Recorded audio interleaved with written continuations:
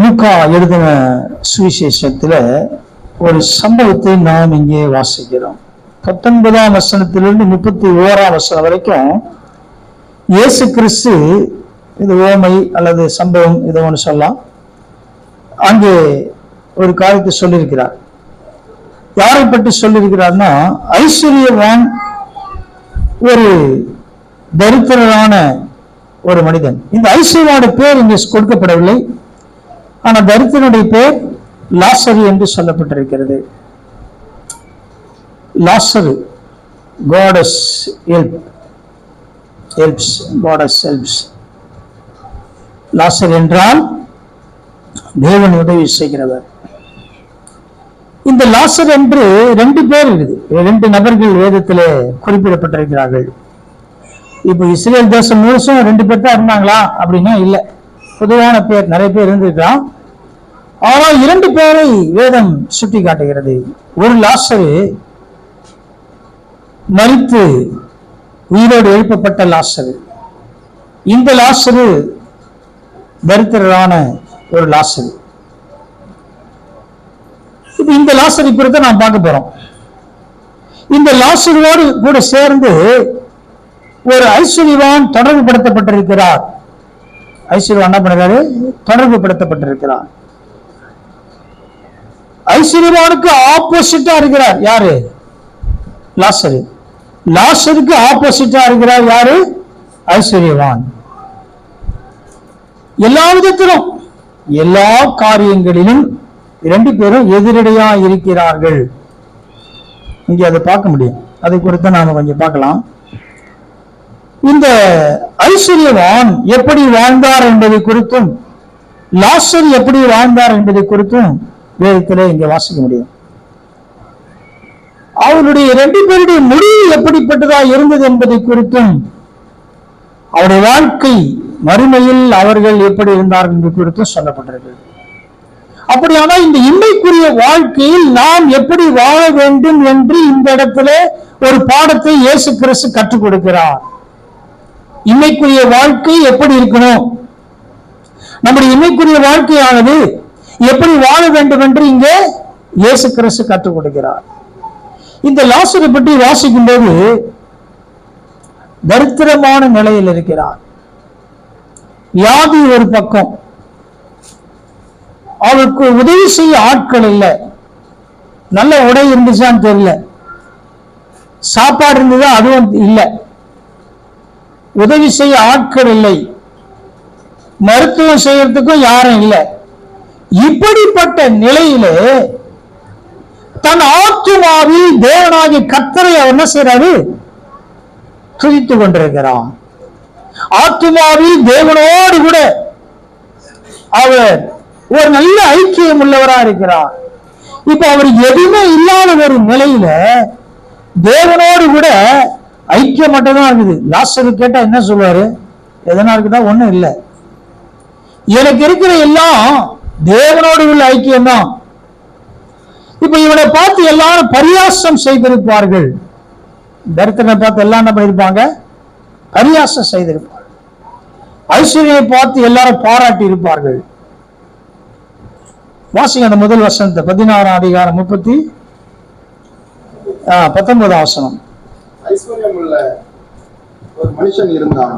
அவன் ரத்தாம்பரமும் விலையேறப்பெற்ற வஸ்திரமும் தரித்து அனுதினமும் சம்பிரமமாய் வாழ்ந்து கொண்டிருந்தான். ஆமா, இந்த ஐஸ்வர்யவானை குறித்து வேறு என்ன சொல்லுது அப்படின்னா, அவன் ட்ரெஸ் எப்படிதான்? ரத்தாம்பரமும் வெளியேறப்பட்ட வஸ்திரமும் தரித்து தினந்தோறும் எப்படி வாழ்ந்தானா? ஒரு நாளும் ஒரு குறை இல்லாம வாழ்ந்திருக்கிறான். இவன் ட்ரெஸ் எப்படிப்பட்ட ட்ரெஸ் தெரியுமா? ஆசாரியில் போடக்கூடிய உடை போல அவங்க அலங்கார வஸ்திரம் இருக்குத, ஏறக்குறைய அதை போல அவன் என்ன பண்ணிருக்கிறான்? உடுத்திருக்கிறான். அதை போல உடுத்திருக்கிறான். வெளியேறப்பட்ட வஸ்திரம், அலங்காரமான வஸ்திரம். அப்ப தினந்தோறும் வாழ்க்கை எப்படி இருந்திருக்குன்னு யோசிச்சு பாருங்களேன்.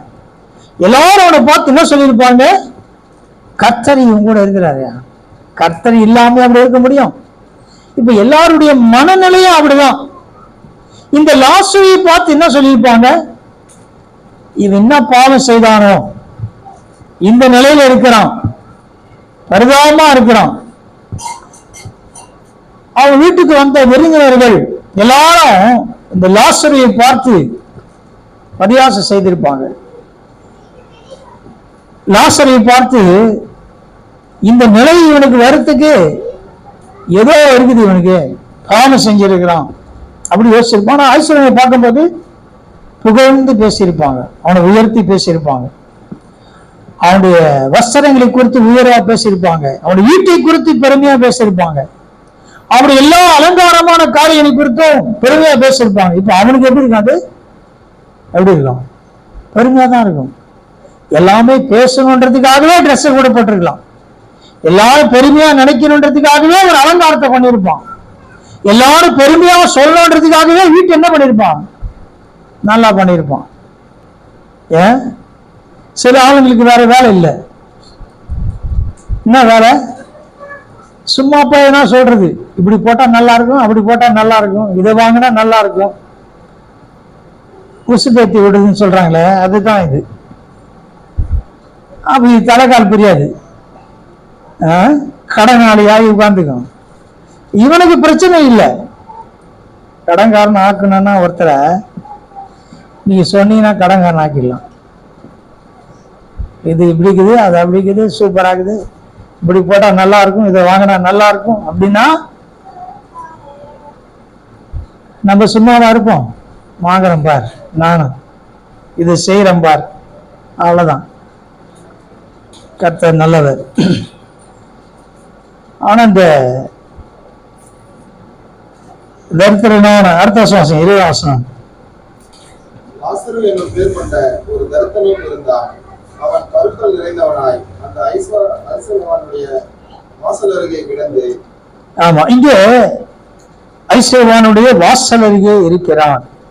இந்த ஐஸ்வர்யவான் அவனுக்கு எந்த தொந்தரவும் கொடுக்கல, அடிச்சு கிடிச்சு துரத்தி விடல, ஏன்னு போட்ட விட்டான். ஆனா அவனுக்கு எந்த விதமான உதவியும் செய்யல, அவன் உதவி செஞ்ச மாதிரி இல்லை. சில பேர் எப்படி இருப்பாங்கன்னா தொந்தரவும் கொடுக்க மாட்டாங்க, ஆனா எந்த விதத்தையும் உதவியும் செய்ய மாட்டாங்க. நம்மால ஒரு தொந்தரவு இல்லை அவனுக்கு, அதே நேரத்துல அவனுக்கு எந்த உதவியும் இல்லை, உபத்திரமான நிலையில் இருக்கிறான். இதனுடைய முடிவுல தான் வந்து 2 பேருடைய வாழ்க்கை குறித்தும் தெளிவாக சொல்லப்பட்டிருக்கிறது. 2 பேருடைய வாழ்க்கையின் நிலை என்னன்றது முடிவுல தான் சொல்லப்பட்டிருக்கு. இப்ப இதுவரைக்கும் அவங்களை பார்க்க மக்கள் எப்படி பார்த்திருப்பாங்க? ரொம்ப ஒருத்தனை ஒரு மாதிரி, இன்னொருத்தர வேற மாதிரி பார்த்திருப்பாங்க.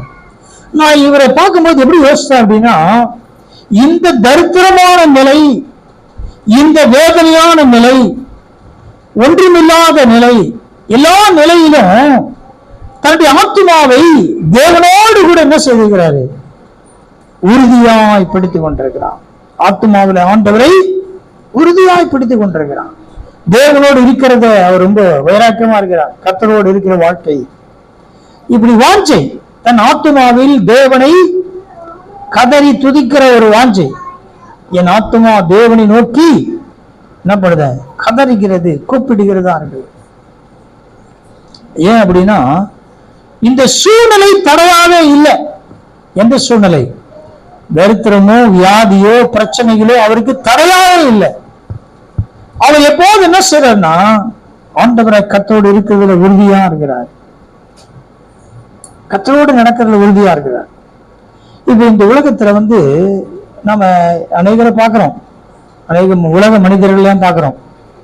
உலக மனிதர்கள்லாம் பார்க்கும்போது நமக்கும் ஒரு ஆசை வரும், இந்த மாதிரி ஒரு வீடு இருந்தா நல்லா இருக்குமே, நம்மளும் ஒரு இடத்த வாங்கி இந்த மாதிரி வீடு கட்டிக்கலாம், இந்த மாதிரி நகை நட்டு வாங்கலாம், இந்த மாதிரி ட்ரெஸ் பண்ணலாம், இந்த மாதிரி கார் வாங்கலாம், இந்த மாதிரி அப்படி என்ற ஒரு எண்ணம் எல்லாருக்கும் இருக்கும், யாரானாலும் இருக்கும்.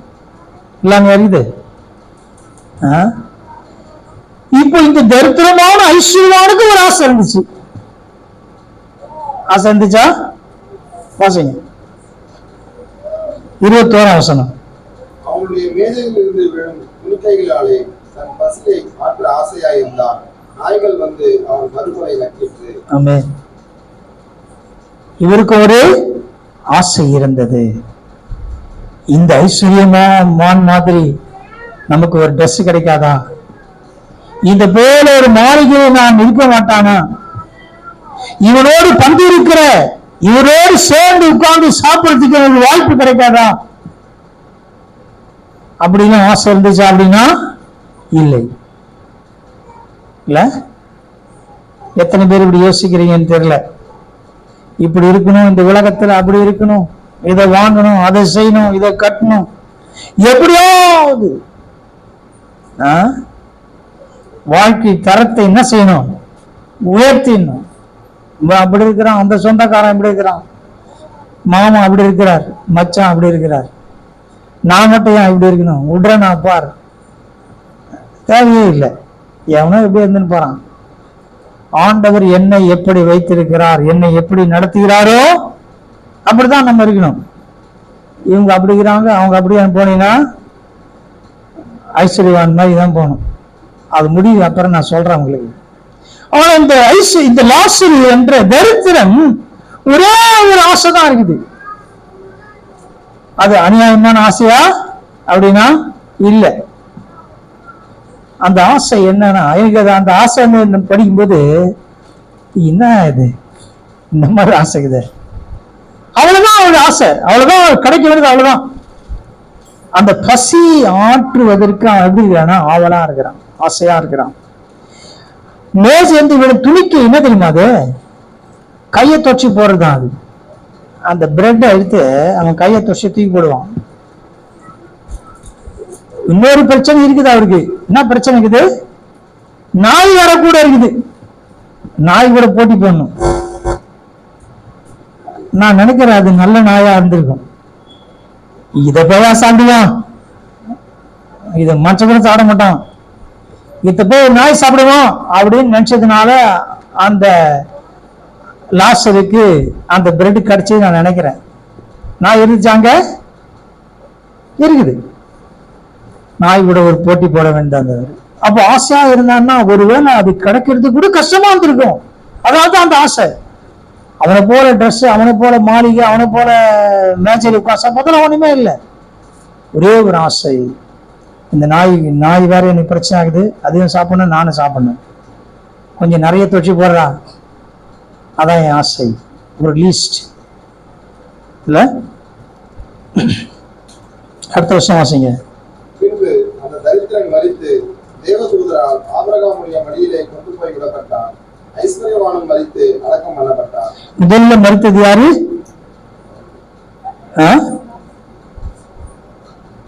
லாசர் தான் முதல்ல மரித்தது. பின்பு அந்த தரித்திரன் மரித்து யார் கூட்டிட்டு போறாங்க? தேவதூதரா, தேவதூதர். இப்ப என்ன நிலைமை அப்படின்னா, இவர் அடக்கம் பண்ணவங்கன்னு தெரியல. அடக்கம் பண்றது வந்து ஒரு கௌரவப்படுத்துதல் இல்ல. இவனை போய் அவர் அடக்கம் பண்ணிருப்பாங்களா, தீண்டு எங்க போட்டு வச்சுட்டாங்களான்னு தெரியல. அவர் நிலைமை என்னன்றது தெரியல. மரித்த உடனே தேவதூதர்கள் அவரை கொண்டு போகிறார்கள். இது இன்னைக்கு நடக்குதா? மரித்த உடனே தேவதூதர் கொண்டு போறது நீங்க நடக்குமா? நடக்குமா நடக்காதா? நடக்காதுன்னா உங்களுக்கு அந்த நம்பிக்கை இல்லைன்னு அர்த்தம். நம்பிக்கை இல்லை, நம்பிக்கை இல்லாம வாழ்ந்துருக்கிறோன்னு அர்த்தம். இப்ப நீங்க நம்பிக்கைக்குள்ள வரணும். நடக்காது அப்படின்னா நீங்க ஐஸ்வர்யவானா ஆக விரும்புவீங்கன்னு அர்த்தம். இந்த உலகத்தை இன்னும் விடல, இன்னும் நல்லா அனுபவிக்கணும், இதை வாங்கணும், அதை வாங்கணும், அதை கட்டணும் அப்படின்ற ஆசையில் இருக்கிறீங்கன்னு அர்த்தம். நம்பிக்கை இருந்ததுன்னா எனக்கு ஒரே ஆசை தான், ஆண்டவர் தான் என் ஆசை, கர்த்தர் தான், அந்த நிச்சயத்தோடு வாழ்ந்து கொண்டிருக்கிறேன், அந்த நிச்சயத்தோடு கூட இருக்கிறேன். இந்த லாசரு மரித்த உடனே தேவதூதரனை கொண்டு போகிறார்கள். இன்னைக்கும் அது இருக்குது, இன்னைக்கும் நடக்குது. நான் அனைவருடைய சாட்சியை கேட்டிருக்கிறேன். அனைவரு பரிசுத்தவானுடைய சாட்சி, அவங்களோட மரணத்துக்கு முன்னால தேவதூதர்கள் என்னை சூழ்ந்து இருக்கிறாங்க, தேவதூதர் வந்திருக்கிறாங்க அப்படின்னு சொல்றவங்க சாட்சி கேட்டது. அந்த அனுபவம் தேவதூதரால் நாம் அவருடைய ராஜ்யத்துக்குள்ளே பிரவேசிக்கிற ஒரு அனுபவம். ஆனா இந்த இந்த ஐஸ்வர்யவானுடைய நிலை அப்படி அல்ல. இந்த ஐஸ்வர்யவான் என்ன செய்தாங்கன்னா அடக்கம் பண்ணாங்க. இந்த லாசரை பத்தி யார் அங்க பேசியிருப்பாங்க? திரும்பி வச்சு போட்டாங்களா, முடிச்சு. அப்ப நாம் இந்த உலகத்துல மதிப்பை எதிர்பார்க்கிறோமா அல்லது பரலோகத்தின் மதிப்பை எதிர்பார்க்கிறோமா? எந்த மதிப்பை எதிர்பார்க்கிறோம்? எல்லாரும் என்னை பாராட்டணும், கௌரவிக்க வேண்டும், பெருமையா பேசணும் அப்படின்னு எதிர்பார்த்து இருக்கிறோமா? நம்முடைய கிரியைகள், இந்த உலக கிரியைகள் உலக மனிதர்களுடைய பாராட்டுதலுக்கான இருக்குதா அல்லது அது தேவையில்லைன்னு வாழ்ந்து கொண்டிருக்கிறோமா? இப்ப இந்த ஐஸ்வர்யவானை எல்லாரும் பாராட்டிருப்பான். எப்படி அடக்கம் பண்ணிருப்பான் நினைக்கிறீங்க? சும்மா அந்த சந்தனத்தை விட செஞ்சிருப்பான். சந்தன பெட்டி அதை தூக்குறதுக்கு போட்டா போட்டி நடந்திருக்கும். யார் அதை தூக்குறது நடந்திருக்குமா? போட்டா போட்டி போட்டு திரும்பி இருப்பான். நான் தான் தூக்குவேன், நீ தான் தூக்குவ. அவரை பற்றி என்னெல்லாம் பேசியிருப்பாங்க? அவரை பற்றி உயர்த்தி பேசியிருப்பாங்க. ஐஸ்வர்யவான்ல பெருமையா பேசியிருப்பாங்க. எப்பவுமே அது நடக்கும். உயிரோடு இருக்கும்போது கூட பேச மாட்டாங்க, ஆனா செத்து போன பேர் நல்லா பேசுவாங்க, உயர்த்தி பேசுவாங்க. நல்லா பேசி அவரை வாழ்த்தி எழுத்தி நல்லா அடக்கம் ஆறதுன்னு முடிச்சிட்டாங்க. முடித்த பிறகு இந்த உலகத்தில் அதோடு முடிஞ்சிச்சு. 2 பேரும் வாழ்க்கையை முடிஞ்சிச்சு. எப்படி அடக்கம் பண்றாங்க, என்ன பேசுறாங்க, அதெல்லாம் முக்கியம் கிடையாது. எது முக்கியம்? மறுமையின் வாழ்க்கை தான் முக்கியம். வாசிங்க அடுத்த வசனம். பாதாளத்திலே அவன் வேதனைப்படுகிற போது தன் கண்களை ஏறெடுத்து தூரத்திலே ஆபிரகாமையும் அவன் மடியிலே லாசருவையும் கண்டான். அவன் இப்ப பாக்குறாரு. என்னது பாக்குறானா? பாதாளத்திலே வேதனைப்படுகிற போது தன் கண்களை ஏறெடுத்து தூரத்திலே ஆபிரகாமையும் அவன் மடியிலே லாசருவையும் கண்டான். ஆபிரகாம் மடின்றது ஒரு இடம். ஆபிரகாம் மடி இடம். அங்க பரிசுத்தவான்கள் அங்க இருக்கிறான். ஆபிரகாம் அங்க இருக்கிறார். இப்ப இவனுக்கு அடையாளம் தருது பாதாளம். பாதாளம் எப்படி இருக்குது? பயங்கரமான வேதனைக்குரிய இடம்.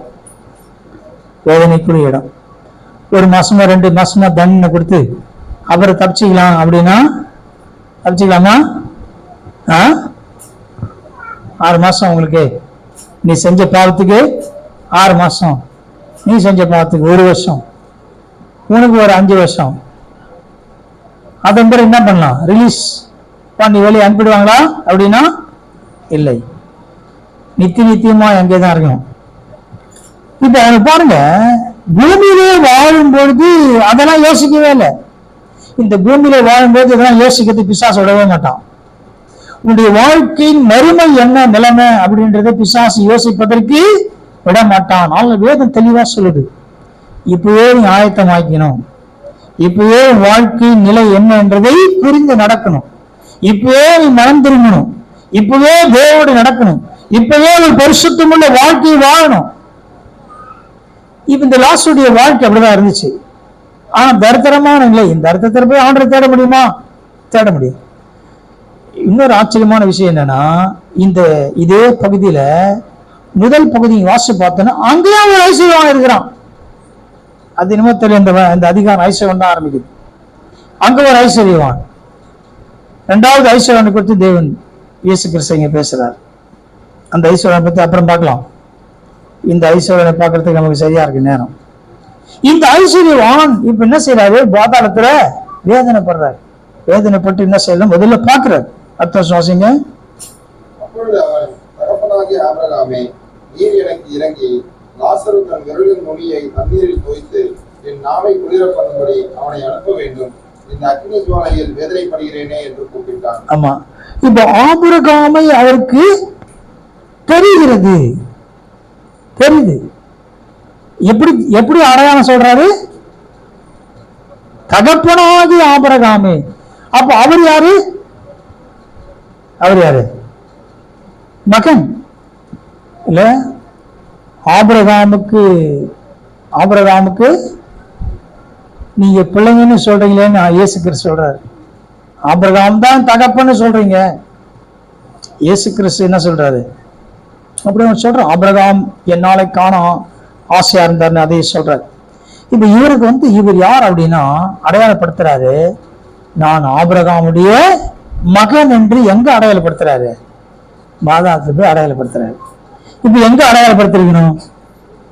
வாழும்போது அடையாளப்படுத்திருக்கணும். உயிரா இருந்திய அடையாளப்படுத்திருக்கணும். நல்லா கவனிங்க. ஆபிரகாம் இந்த ஐஸ்வர்யவானை போல அவர் ஐஸ்வர்யவான் தான். நல்லா கவனிங்க. ஐஸ்வர்யவான் ஆபிரகாமை அவரும் ஐஸ்வர்யவான் தான் இல்லையா? இப்ப அவனை பார்க்கும்போது என்னடா அது, நம்மளும் ஐஸ்வர்யவான் தான், அவரும் ஐஸ்வர்யவான் தான். ஆனா நான் எங்க இருக்கிறேன்? அந்த ஐஸ்வர்யம் எங்க இருக்கிறாரு? பரதீஸ்ல இருக்கிறாரு. அப்படிங்கும் போது அவருக்கு எப்படி இருக்கும் அப்படின்னா, ஐஸ்வர்யவான் எல்லாரும் நரத்து போயிடுவான்னு சொல்ல முடியாது. எல்லாரும் நரத்து போவாங்களா? இல்லை. போக காரணம் என்னன்னா, ஆபிரகாமின் மகனா இருக்கிறேன், ஆனா தேவனோடு கூட எந்த தொடர்பு இல்லாம இருக்கிறேன். கர்த்தரோட ஒரு ஐக்கியம் இல்லை, கர்த்தரை தேடுகிற உணர்வு இல்லை. ஐஸ்வர்யம் மயக்கம் ஆயிடுச்சு, ஐஸ்வர்யத்தின் மயக்கம். அப்போ அந்த விதை என்ன செய்ய? தேவனுடைய வார்த்தை என்ற விதை இருதயத்துல இல்ல.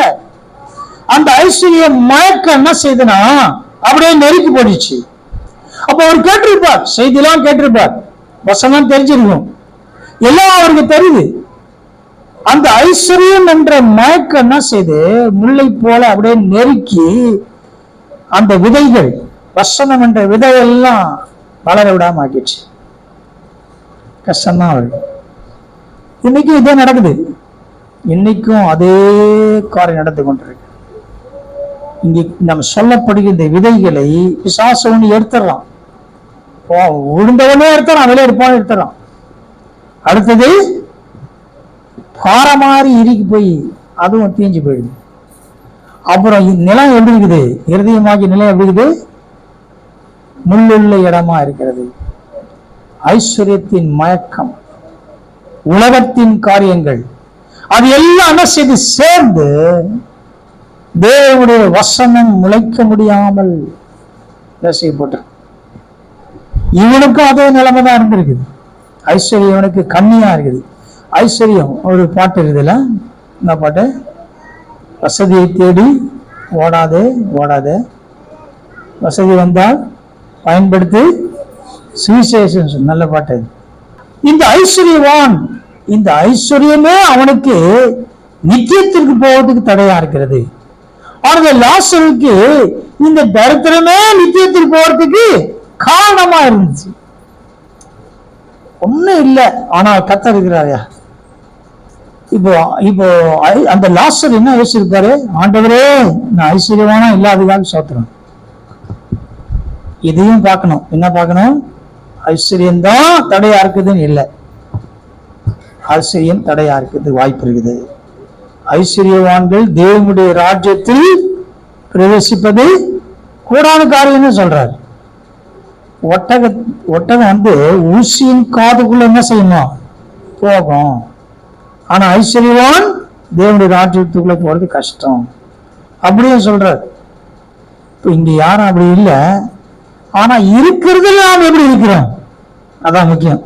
நானா இப்படி இல்லை, நல்லதுதான். ஆனால் இருப்பதில் நாம் எப்படி இருக்கிறோம்?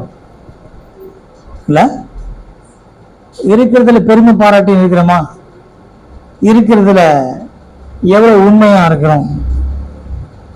எவ்வளவு இருக்கிறதுன்றதை விட இருக்கிறதுல நம்ம இருதயம் அப்படிங்கிறதுதான் முக்கியம். ஒருத்தர் சொல்றான், ஆத்மாவே உங்களுக்கு நான் நிறைய சம்பாரிச்சு வச்சிட்டேன், ஏராளமா சம்பாரிச்சு வச்சிட்டேன், நீ என்ன பண்ணலாம்? மகிழ்ச்சியா இரு. உடனே சத்தம் கேக்குது, இன்னைக்கு ராத்திரி நீ போயிட்டேன்றார். எப்படி இருக்கும்? எப்போ வேணாலும் தேவ தூது நம்மை சந்திப்பதற்கு எப்போதும் ஆயத்தமா இருக்கணும். ஆண்டவரே, எப்போதும் நான் ஆயத்தமா இருக்கிறேன் அந்த உணர்வோடு கூட கர்த்தருடைய வழியிலே நடக்கிறவளாய் நான் இருக்க வேண்டும். இங்கே அவர் என்ன கேட்கிறாரு? இங்க என்ன கேட்கிறாரு? ஐஸ்வர்யம் என்ன கேட்கிறாரு? முதல்ல பார்க்கிறார். திரும்ப இந்த வருஷம் வாசிங்க.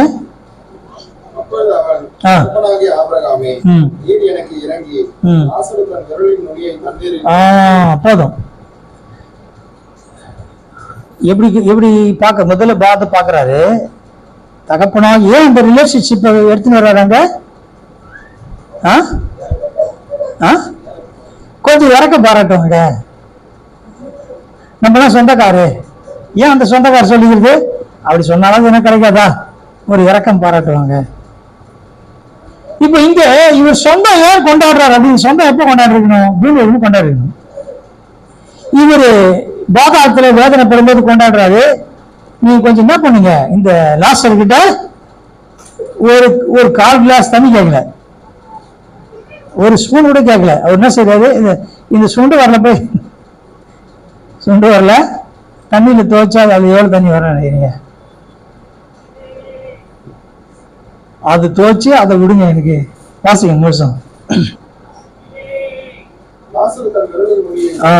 தண்ணீரில் குளித்து என் நாவை குளிர பண்ணும்படி அவனை அனுப்ப வேண்டும். இந்த அக்னி ஜுவாலையில் வேதனைப்படுகிறேனே என்று கூப்பிட்டான். ஆமா, அவனை அனுப்பணும்ன்றார்.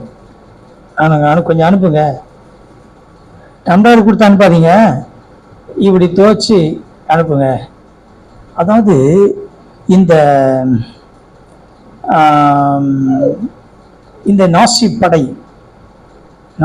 இதில் இந்த ஹிட்லருடைய படை, அவங்கள அவங்க என்ன செய்தாங்கன்னா, யூதர்களை சித்திரவதைப்படுத்திக்கிறாங்க.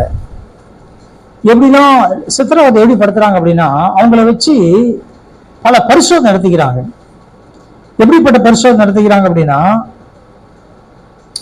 ஒரு ஆளுக்கு வெறும் கடல் தண்ணி மட்டும் கொடுக்குறது, குடிக்கிறதுக்குன்னா கடல் தண்ணி தான். கடல் தண்ணி கொடுத்து அவங்கள பரிசோதிக்கிறான், எப்படி இருக்குது அவங்க நிலைமை அப்படின்னு. உடனே அவன் மட்டும் சொல்றான், இந்த மாதிரி பயங்கரமா இருக்குது, கட்டினா அப்புறம் நைட் தூங்க மாட்டேங்க. அந்த சமயத்துல என்ன பண்ணுவோம், அந்த கடல் தண்ணி குடிக்கும்போது அவங்க இருக்கிற ரூமெல்லாம் துடைக்கிறதுக்கு வருவாங்க. அந்த தண்ணி நல்ல தண்ணி, அந்த ரூமை தொடச்சிட்டு போறாங்க இல்லையா, அந்த சமயத்து எல்லாம் விழுந்து நக்குவாங்களாம் தரைய, அந்த ஈரத்தை நக்குவாங்களாம். அப்படின்னு எவ்வளவு கொடூரமா இருக்கும். அப்ப இதை நான் யோசிக்கிறேன், இது பாதாளத்தில் இருக்கிறான், இவன் அந்த விரல் நுனியே தண்ணியில துவச்சி அனுப்புங்க, அந்த அந்த அந்த ஈரம் எனக்கு போதும் அப்படின்னா அவங்க நிலைமை எப்படி இருக்கும்? ஒரு கொடூரமான நிலை, பயங்கரமான நிலையில் இருக்கிறான். ஏன் இதை சொல்ல வரேன் அப்படின்னா, நமக்கு யாருக்கும் அந்த நிலை வந்துடக்கூடாது. இந்த உலகத்திலே நம்முடைய வாழ்க்கையை சரிப்படுத்தி ஒவ்வொரு நாளும் சரிப்படுத்தும், தேவனோடு வாழும்போது சரிப்படுத்திக் கொண்டு வாழ வேண்டும். நம்முடைய ஜீவியத்தை, நம்முடைய ஆத்துமாவை, நம்முடைய இருதயத்தை, நம்முடைய ஒவ்வொரு நாளும் பரிசுத்த வாழ்க்கையில எதெல்லாம் தேவையில்லை நினைக்கிறோம் தூக்கி போட்டுருணும், குப்பையில போட்டுருங்க. கசப்புகள், வைராக்கியங்கள், கோபம், எரிச்சல், பொறாமை, பொருளாசை, இதெல்லாம் நம்மளை விட்டு தூரமாக்கிடணும். இப்ப செய்யலாம் அப்படின்னா ஒரு நாள் வரும், இப்ப காப்பாத்துக்கன்னா கூட முடியாது. அவன் நிலைமை எப்படி ஆச்சு பார்த்தீங்களா? இந்த உலகத்துல தரித்திரம் வாழ்றது பிரச்சனையே கிடையாது, கொஞ்ச காலம் தானே வாழ்ந்துட்டு போலாம். அதுக்காக எப்படியாவது காசு சம்பாதிக்கணும், எப்படி எதனா செய்யணும் அப்படின்னு எப்படியாவது செய்து கடைசியில முடிவு பாருங்க, நித்தியமா நரகமா இருக்கிறது, வேதனையான முடிவு. கஷ்டப்பட்டாலும் பரவாயில்ல, இந்த உலகத்தை கொஞ்சம் கஷ்டப்பட்டு போயிடலாம், ஆண்டவரோடு வாழ்ந்து போகலாம், கர்த்தரோடு கூட சமாதானமா இருந்து போகலாம், கர்த்தரோடு ஐக்கியமா இருந்து போகலாம். அப்படின்னு நிலைக்கு நாம் வாழ்வோமானால் நித்தியத்தினால செய்வோம், சுதந்திரத்துக் கொள்வோம். இப்ப இது கிடைச்சதா அப்படின்னா கிடைக்கல. இப்ப இதுல பாருங்க, இந்த லாஸ்ட் ஒரு நாள் கூட கண்டுக்கவே இல்லை. கண்டுக்கலானா? கண்டுக்கவே இல்லை. லாஸ்ட் கண்டுக்கவே இல்லை, சட்டையே பண்ணல. ஆனா உபத்திரமா இல்லை, அதே நேரத்தில் உதவியா இல்லை. வாசி அடுத்த வசனம். அதற்கு ஆபிரகாம், மகனே, நீ பூமியிலே உயிரோடு இருக்கும் காலத்தில் உன் நன்மைகளை அனுபவித்தாய், லாசருவும் அப்படியே தீமைகளை அனுபவித்தான். அதை நினைத்துக் கொள், இப்பொழுது அவன் தேற்றப்படுகிறான், நீயோ வேதனைப்படுகிறாய். ஆமா, நீ பூமியில் இருக்கும்போது எப்படி வாழ்ந்த? நன்மைகளை அனுபவித்து வாழ்ந்தார்.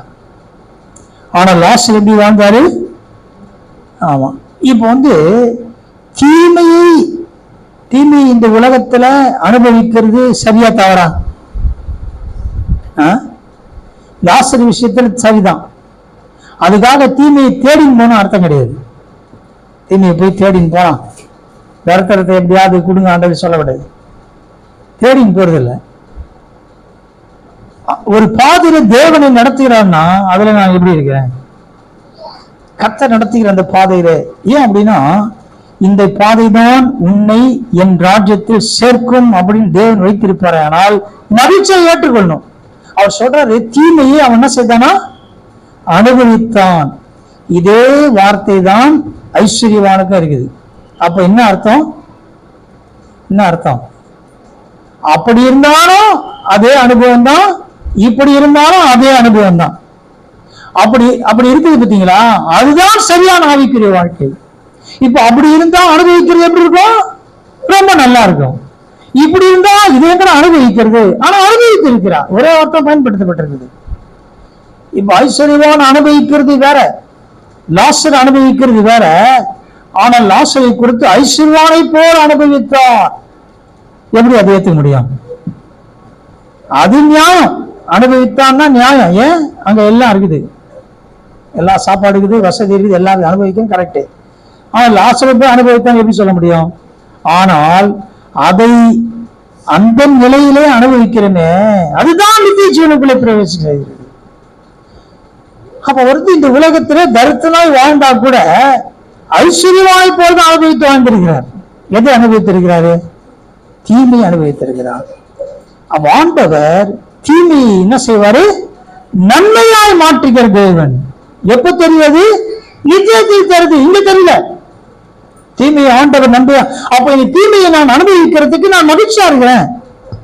அதை நான் என்ன செய்யறேன்? அனுபவிக்கிறேன். தீமையை என்ன செய்யறேன்? அனுபவிக்கிறேன். ஏன் அனுபவிக்கிறேன்? ஒரு நாள் இதை நன்மையாய் மாற்றுவார். ஒரு நாள் நன்மையா மாறும்.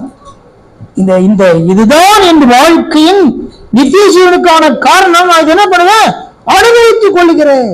சகித்துக் கொள்றது வேற, அனுபவிக்கிறது வேற. சகிச்சுக்கிறது என்ன அர்த்தம்? இன்னும் பண்றது வேற, வழி இல்லை. அப்படி சொல்ல, சகிச்சு இருந்தான்னு சொல்ல, என்ஜாய். பவுல் இந்த வார்த்தையை பயன்படுத்துறார். கிறிஸ்துவுக்கு என்ன பண்ற? பாடுகள் சகித்து கொண்டேன் சொல்ல, அனுபவித்தேன்றார். இதெல்லாம் எனக்கு ஏன் அப்படின்னா ஒரு ரிவார்டு கிடைக்க போகுது. இப்ப இந்த ஓட்டப்பந்தயம் ஓடுறாங்க, குத்து சண்டை, இன்னொரு போட்டி நடக்குதுல்ல, இவங்கெல்லாம் வந்து எவ்வளவோ காயங்களை என்ன செய்யறானா? அனுபவிக்கிறான். இதெல்லாம் ஏன் அப்படின்னா ஒரு ரிவார்டு கிடைக்க போகுது. அந்த நாள் மகிழ்ச்சியானது. எப்படியா கிடைச்சது? இவ்வளவு நான் அனுபவித்தேன். நான் சகித்து கொண்டேன்னா 2-3 நாள்ல போயிடாது, அடப்பா அப்படின்னு ஓடிவிடுவான். ஆனா அனுபவிக்கிறது போவே போவாது. எப்ப போகுது? மரணம் மட்டும் இருந்துக்கிறது. அந்த அனுபவிக்கிறது மரணம் மட்டும் இருந்து நித்தியத்துக்குள்ள பிரவேசம் செய்திருக்கிறது இல்லையா? அப்ப நம்முடைய வாழ்க்கையில நாம் இந்த காரியங்களை மறந்து போயிடக்கூடாது. அடுத்த வருஷம் வாசிங்க. அதுவும் அல்லாமல் இவ்விடத்திலிருந்து உங்களிடத்திற்கு கடந்து போவோம், அவ்விடத்திலிருந்து எங்களிடத்திற்கு கடந்து வரவும் மனதுள்ளவர்கள் கூடாதபடிக்கு எங்களுக்கும் உங்களுக்கும் நடுவே பெரும் பிளப்பு உண்டாக்கப்பட்டிருக்கிறது என்றார். ஆமா, இப்போ அங்க வாய்ப்பே இல்லை அப்படின்னு நிலைக்கு போயிடுச்சு. அடுத்த வருஷம் இப்போ அடுத்த வருஷத்துல வாசிங்க. அப்பொழுது அவன், அப்படியானால் தகப்பனே, எனக்கு 5 பேர் சகோதரர் உண்டு, அவர்களும் வேதனை உள்ள இந்த இடத்துக்கு வராதபடி அவன் போய் அவர்களுக்கு சாட்சியாக அறிவிக்கும் சொல்லிட்டு. இப்பதான் அவருக்கு ஆத்ம ஆதாயம் பண்ணோன்னு யோசனை. வீடா இருக்கும்போது ஒன்னும் வரல. இப்பதான் இந்த இடம் வேதனைக்குரியது என்று எப்ப தெரியுது? வந்த பிறகுதான் தெரியுது. அவர் இது என்று யோசிச்சிருக்கணும். பூமியில இருக்கும்போது யோசிச்சிருக்கணும். பூமியில இருக்கும்போது நான் எங்க போகணும்? நித்தியத்துக்குள் பிரவேசி. எந்த நித்தியம்? தேவனுடைய ராஜ்ய நித்தியத்துக்குள்ள பிரவேசி. இதுவும் நித்தியம் தான், 2 நித்தியம் தான், நரகம் நித்தியம் தான். இவர் எங்க யோசிக்கிறாரு? வேதனைப்படும் போது. வேதனைப்படும் போது தான் ஞாபகம் வருது, ஆஹா எனக்கு 5 சகோதரர் இருக்கிறாங்க, எப்படியாவது அவங்களுக்கு போய் என்ன பண்ணுங்க, சொல்லுங்க. இப்ப சுவிசேஷ அறிவிக்கிற பாரம் எப்ப வந்தது? நரகத்துல போய் வந்தது. எப்ப வரணும்? பூமியில இருக்கும்போதே வரணும். இவரும் கேட்கல. அப்படியானா அந்த குடும்பமே அப்படிதான் இருக்குது. குடும்பத்துல யாரும் உருப்படியா இல்லைன்றார். எப்படியாவது போய் அங்க என்ன செய்யணும்? தப்பித்துக் கொள்றதுக்கு ஏற்பாடு செய்யுங்க. அடுத்த வருஷம் வாசிங்க. நீர் அவனை என் தகப்பன் வீட்டுக்கு அனுப்பும்படி உன்னை வேண்டிக் கொள்கிறேன் என்றான். ஆபிரகாம் அவனை நோக்கி, அவர்களுக்கு மோசேயும் தீர்க்கதரிசிகளும் உண்டு, அவர்கள் செவி கொடுக்கட்டும் என்றான். ஆமா, அப்போ பதில் சொல்றாரு, அவங்களுக்கு தீர்க்கதரிசி மோசேலாம் இருக்கிறாங்க, கேட்கட்டும் அவங்க. இப்ப இவர் கேட்டாரா? கேட்கல. அப்ப புரியுது, அது ஒரு தெளிவா புரியுது. நான் கேட்கல, இருந்தா நான் கேட்கல. இப்ப அவங்களும் அதே மாதிரி தான் இருக்கிறாங்க. இப்ப லாஸ்டர் பேர் சொன்னா கேட்பாங்க. இப்ப லாஸ்டர் பேர் சொன்னா கேட்பாங்களா? கேட்க மாட்டாங்க. கேட்கக்கூடாதுன்றது ஸ்ட்ராங்கா இருக்கிற ஆளுக்கு நீ என்ன சொன்னா கேட்க மாட்டாங்க. நான் கேட்கவே மாட்டேன், இப்படிதான் இருப்பேன் அப்படின்னு நீங்க 10 வருஷம் உட்கார வச்சு டீச் பண்ணுங்க, கேட்கவே மாட்டேன். நான் பார்த்துட்டேன். ஒருத்தர் நான் ஒரு நாள் பேசினேன். பேச ஆளும் என்ன சொன்னா தெரியுமா? என்ன சொல்ல போற, நரகம் இப்போம் தாமசி நடந்து போகுது எனக்கு தெரியும். அப்புறம் பேச முடியுமா? பேசவே இல்லை. உன் முடிவு அப்படித்தான், என்ன பண்றது? அப்போ உங்க முடிவு அவங்களே தீர்மானிச்சு மைண்ட்ல வச்சுக்கிறான், ஒண்ணுமே செய்ய முடியாது. அப்போ கடினமான காரியம். ஜெபம் பண்ணலாம், அவ்வளவுதான். ஜெபம் பண்ணலாம். சிலருடைய எண்ணம் என்னன்னா, சாகும்போது என்ன பண்ணலாம், சாகும்போது மனம் திரும்பி போயிடலாம். இப்ப சாவது தெரிஞ்சா மனம் திரும்பி போயிடலாம். ஒருவேளை அந்த சாவர நேரத்துல இருதயம் கடினப்பட்டுச்சு, விசுவாசிக்க முடியலன்னா என்ன செய்ய முடியும்? ஆபத்து இருக்குது. இந்த சாவர நேரத்துல விசுவாசிக்க முடியாத ஒரு நிலைக்கு போயிடுச்சு அப்படின்னா, அவன் நினைச்சவன அவன் காதுல வசந்த சொன்ன ஏறாது. ஏன்? விசுவாசிக்க நிலைக்கு போயிட்டான். ஒருவேளை அந்த சாவர நேரத்தை விசுவாசிக்கக்கூடிய நிலைக்கு இருந்துச்சுன்னா, விசுவாசித்து அவன் என்ன செய்ய முடியும்? ஆண்டவருடைய ராஜ்யத்துக்கு போக முடியும். இந்த வாய்ப்பு எல்லாரும் கிடைக்குமான்றது தெரியாது, கிடைக்காது. ஏன்னா இவனுக்கு வாய்ப்பை தேவன் கொடுத்திருக்கிறார். வாய்ப்பே இல்லைன்னா பரவாயில்ல. இவனுக்கு ஏராளமான தீர்க்கதரிசி சொல்றார், தீர்க்கதரிசி எல்லாம் ஆகுறாங்க. அப்புறம் என்ன குறை? நாத்த விசுவாசிங்க முடிச்சிடலாம். அதற்கு அவன், அப்படியல்ல தகப்பனாகிய ஆபிரகாமே, மரித்தோரிலிருந்து ஒருவன் அவர்களிடத்துக்கு போனால் மனம் திரும்புவார்கள் என்றான். அதற்கு அவன், அவர்கள் மோசேக்கும் தீர்க்கதரிசிகளுக்கும் செவிப்படாவிட்டால் மரித்தோரிலிருந்து ஒருவன் எழுந்து போனாலும் நம்ப மாட்டார்கள் என்று சொன்னார் என்றார். ஆமா, அங்க நம்பிக்கை இல்லாத நிலை. அவரே பேசி மிஸ்டர், அதெல்லாம் அவங்க கேட்கலன்னா அதெல்லாம் கேட்க மாட்டாங்க, பாரு விட்டுரு என்றார். இவனுக்கு இந்த ஐஸ்வர்யவானுக்கு நம்பிக்கை இல்லாத நிலை இருக்குது. நீதிமான்கள் நித்திய ஜீவனை அனுபவிப்பார்கள் என்று காணும் போது எங்க பாக்குறாங்க? நீதிமான்கள் நித்திய ஜீவன் அனுபவிப்பார்கள் எங்க பாக்குறான்? நரகத்தில் தான் பாக்குறோம். 23 வருஷம் பாக்குறோம், அங்கதான் பாக்குறோம். நீதிமான்கள் நித்திய ஜீவனுக்குள் பிரவேசிப்பார்கள். அது வரைக்கும் தெரியல. எவ்வளவு பேசுறதுலாம் சொல்லிருக்கலாம், அவன் கேட்கவே இல்லை கடைசி வரைக்கும். எப்ப உணர்றான் தன் பாவத்தினால் தன் ஆத்துமா அழிந்து போயிடுச்சுன்னு? எப்ப உணர்றான்? நரகத்துல போய் உணர்றான். எப்ப உணரணும்? பாவத்தினால் ஆத்துமா அழிந்து போய்விடும் என்று எப்ப உணரணும்? பூமியில் இருக்கும்போதே உணரணும். இப்ப இங்க உணரல அப்படின்னா அங்க போய் உணர்ந்து என்ன பிரயோஜனம்? ஒரு பிரயோஜனமும் இல்லை. இங்கே உணரணும், என் பாவத்தினால் என் ஆத்துமா அழிந்து போயிடும், நரகத்துக்கு போயிடும்ன்ற உணர்வு இங்க இருக்கணும். இப்ப இதுதான் நாம சொல்றோம். அது ஆத்திரம் வருது, கோபம் வருது சர்றன்னு. இந்த பிரச்சனை இயேசுவுக்கும் இருந்துச்சு. பரிசேயர் எதிர்க்கிறான், அவன் பாவத்தை மட்டும்தான் சொல்றாரு. சதுசேயர் ஒரு பக்கம், ஆசாரியர் ஒரு பக்கம் எதிர்க்கிறான். இவர் எப்படியாவது கட்டி என்ன பண்ணும்? காலி பண்ணிடணும். எதிர்க்கிறாங்க. ஏன் அப்படின்னா, உண்மையை சொல்லுவதனால், சத்தியத்தை சொல்லுவதனால். இதுவே ஆண்டவர், அதெல்லாம் ஒன்றும் பிரச்சனை இல்லை, அதெல்லாம் பிரச்சனை இல்லை, இங்க போனாலும் பிரச்சனை இல்லை, அப்படி வாழ்ந்தாலும் பிரச்சனை இல்லை அப்படின்னு சொல்லுங்க. அப்படி அவங்களுக்கு மகிழ்ச்சியா இருக்கு. ஆஹா, நல்ல பிரச்சனைங்க, இவர்தான் நல்ல ஆளு, நல்லா பேசுறாரு, நீ எப்படி வேணா போ, அதெல்லாம் ஒன்றும் பிரச்சனை இல்லை, இப்படி இருந்தா பிரச்சனை இல்லை, அப்படி இருந்தா பிரச்சனை இல்லை அப்படின்னு சொல்லுங்க இருந்தா, ஒரு நாள் தெரியும், அங்க போன பாரு கூப்பிடும்போது தெரியும், ஆஹா நம்மளை எப்படி ஏமாத்திக்கிறாண்டாங்க இல்ல. இன்றைக்கு தவறான உபதேசத்திலே போகிற மக்கள் தான் ஏராளமா இருப்பாங்க. வசதியா இருக்குது, அது கேட்கறதுக்கு நல்லா இருக்குது. இவர் சூழ்ந்திருந்த மக்கள்லாம் நான் நினைக்கிறேன் இந்த பிரசங்கம் தான் பண்ணியிருப்பாங்க. என்ன பிரசங்கம்? ஜாக்கிரதையா, ஒழுங்காவே நரத்து போயிடுவேன், உன் ஆத்மாவை காப்பாத்திக்கன்னு யாரும் பிரசங்கம் பண்ணிட மாட்டாங்க. ஒருவேளை சொன்னா அவன் தொட்டி விட்டுருப்பாரு, ஓடியா வீட்டு பக்கமே வராத. ஆனா யாரும் ஏத்துக்கிறாரு? இவருக்கு ஆதரவாய் பெருமையா பேச ஏத்துக்கிறாரு. பெருமையா பேசினா ரைட்டு வா,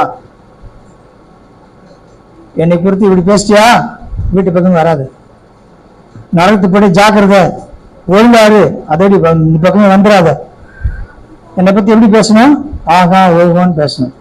அப்பனா வா. இதுதான் உலகம் இல்ல. இதை புரிந்து கொள்ளணும். இவனுக்கு எங்க புத்தி வருது? நரகத்து போன பிறகு யோசிக்கிறான். எதை யோசிக்கிறான்? தன் பாவத்தை குறித்து, தன் ஆத்மா கெட்டு போச்சு அங்க உணர்றான். அப்ப இந்த பூமியில் இருக்கும்போது அவன் ரட்சிக்கப்படுவதற்கான வாய்ப்பை அவன் என்ன செய்யறான்? இழந்து போயிட்டான். இப்ப ஏங்குறான், ஐயோ அந்த பூமியில் இருக்கும்போது நான் ரட்சிக்கப்பட வேண்டிய சூழ்நிலை எனக்கு இருந்துச்சு, அந்த வாய்ப்பை நான் தவற விட்டுட்டேன் அப்படின்னு ஏங்குறான். ஆனா ரட்சிப்பு இல்லை. துர்க்கிரியைகளுக்காக இப்ப மனம் திரும்புறான், மனம் வருந்துறான். தன்னுடைய வாழ்க்கையின் துர்க்கிரியைகள், அவன் செய்த எல்லா துர்க்கிரியைகளுக்காக மனஸ்தாபப்படுறான், மனம் வருந்துறான். எப்ப மனம் வருந்துறான்? பூமியில் இருக்கும்போதே. அப்ப அவன் செய்த எல்லா துர்க்கிரியைகள் தெரியுது. துர்க்கிரியும் தெரிஞ்சே செய்யறாள் இருக்கிறாங்க. பேசக்கூடாதுன்னு தெரியும் பேசுவாங்க, செய்யக்கூடாதுன்னு தெரியும் செய்வாங்க, எல்லாம் செய்வாங்க. ஆண்டருக்கு விரோதமாக தெரியும் செய்வாங்க. ஆனா அப்ப மனஸ்தாபப்படல, அப்ப மனம் திரும்பல. எப்ப யோசிக்கிறான்? ஐயோ நான் செய்ததெல்லாம் துர்க்கிரியைகளா இருந்துச்சு, இப்ப என்ன செய்யுது? ஒன்னும் செய்ய முடியாது. அப்ப 26 வருஷம் தான் பாக்குறோம். மிக தெளிவா கொண்ட புரிஞ்சுனா என்ன அப்படின்னா, நம்பிக்கை இல்லை. இங்க வந்த பிறகு நம்பிக்கை கிடையாது. இனி தப்பிக்கிறதுக்கான நம்பிக்கை இல்லை. ஒரு பெரிய பிளவு இருக்கிறது. கொஞ்சம் யோசிப்போம். எப்படியாவது கொஞ்சம் ராசல் வந்தார்னா கையை பிடிச்சின்னு போய் பார்க்கலாமா? அவரு ட்ரை பண்ணி பாக்குறாரு. இல்லப்பா நம்பிக்கை கிடையாது. இப்ப நம்பிக்கை இல்லைன்னு எப்ப தெரியுது? செத்து போன போய் யோசிக்கிறாரு. எப்ப யோசிக்கணும்? உயிரோடு யோசிக்கணும். நம்பிக்கை இல்லப்பா ஜாக்கிரதை இல்லையா? பெரும் பிளவு. ஒரு குற்ற உணர்வு அங்கதான் வருது. குற்ற உணர்வுக்குள்ளே போகிறான். 29 வருஷம் பார்க்கும்போது ஒரு பரிதாபமான நிலை. பரிதபிக்கிறோம். ஐயோ என்னடா அது, இனிமே காப்பாற்ற முடியாது. கடைசி அக்னியும் கந்தகமான கடல், அக்னியும் கந்தகமான கடல் தான் என்ற நிலைக்கு வரும்போதுதான் யோசிக்கிறான். எவ்வளவு மோசமான நிலை இல்லையா? இந்த காலவெல்ல நம்முடைய வாழ்க்கையில இந்த பூமியில இருக்கும் பொழுது மறுமைக்குரிய வாழ்க்கையை குறித்து நாம் என்ன செய்யணும்? தீர்மானிக்கிறது இந்த வாழ்க்கை தான். மறுமைக்குரிய வாழ்க்கையை யோசிப்பது இங்கதான். மறுமைக்குரிய வாழ்க்கையை குறித்து ஆயத்தம் இங்கதான், இப்பதான். அதை பத்தி நான் அப்புறம் பாத்துக்கிறேன், அதை எப்படி ஆண்டவர் விட்டுருவாரு? ஏன் அப்படின்னு இன்னைக்கு பொய்யான நம்பிக்கைகள் ஏராளமா பெருகிடுச்சு. பிசாசு என்ன பண்றான்னா ஃபால்ஸ் ஹோப் கொடுக்குறான், ஃபால்ஸ் மெசேஜ், ஃபால்ஸ் ஹோப் இதெல்லாம் கொடுத்து வசனத்துக்கு எதெல்லாம் ஆண்டவர் எழுதி வருஷத்துக்கு எழுதிக்கிறான், அதுக்கு எதிரான காரியங்களை, பொய்யான காரியங்களை என்ன செய்யறான் எழுதி மக்களுக்கு பேச ஆரம்பிச்சிட்டாங்க எல்லாரும். அப்போ அந்த மேல நம்பிக்கை வச்ச உடனே என்ன ஆகுதுன்னா உண்மையான சத்தியத்தின் மேல் நம்பிக்கை இல்லாம போயிடுச்சு. அது என்னை காப்பாத்தும் அவங்க சொல்றாங்க, இவங்க சொல்றாங்க, அவனே போமாட்டான் சொல்றாங்க, அது வேற விஷயம். அவனுக்கு நம்பிக்கை கிடையாது. ஏன் அப்படின்னா இந்த கடினமான வாழ்க்கையை வாழ விரும்பவில்லை, நெருக்கமான பாதையில் போக விரும்பல, இடுக்கமான வாசலில் பிரவேசிக்க விரும்பல. விரும்பாத என்ன பேசுவாங்க? விசாலமான வாழ்க்கையை குறித்து தான் பேசுவாங்க, உலக ஐஸ்வர்யத்தை குறித்து தான் பேசுவாங்க, உலக மேன்மை குறித்து பேசுமா, உலகத்தை குறித்து காரியத்தான் பெருமையா பேசுமா. இங்க வேணாம். அப்படி பேசும்பொழுது கேட்கறவங்க காது எப்படி இருக்கும்? இனிமையா இருக்கும். யாருக்கு இனிமையா இருக்கும்? இந்த உலகத்தை அனுபவிக்கிற ஆளுங்களுக்கு இனிமையா இருக்கும். இல்ல இல்ல நித்திய ஜீவனுக்குள்ள பிரவேசிக்க வேண்டும் என்று விரும்புகிறதுக்கு அது பொய்யா தெரியும்.